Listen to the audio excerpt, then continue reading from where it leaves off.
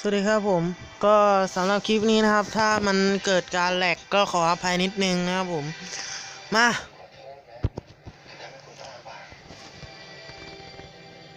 ก็ตามคลิปที่แล้วนะครับผมเราเข้ามาที่มีเดียครับเราเข้ามาที่แบ็กกราวด์ครับผมแล้วเราก็เลื่อนขึ้นมาแล้วเอาตัวนี้ครับนี่นะก็จะออกมาเป็นอย่างนี้นะเราจะเป็นทื่อๆอย่างเงี้ยแล้วเราก็กดเข้ามาที่เลเยอร์แล้วเราก็มีเดียเราเข้าไปเอาหาฉากเขียวมานะ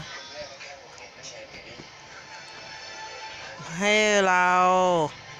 เข้ามาที่โคมาคีแล้วเปิดนะครับผมก็จะประมาณนี้นะ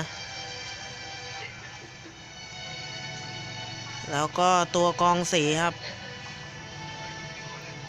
สีประมาณนี้เดี๋ยวดู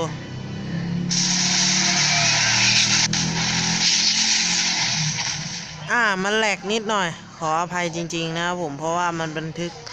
หน้าจอไปแล้วก็นี่ไปก็ต้องขอโทษนะครับผมโอเค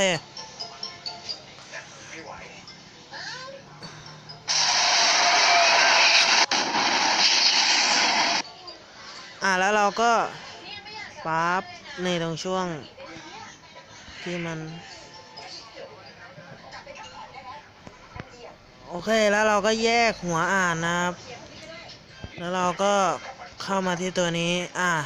กดเท่ากับเราก็ขยายเลื่อนตรงที่เราต้องการเลยนะครับผมจะมาประมาณนี้ปังนี่นะผมก็สำหรับเพื่อนๆนะครับผมที่ชอบคลิปนี้นะครับ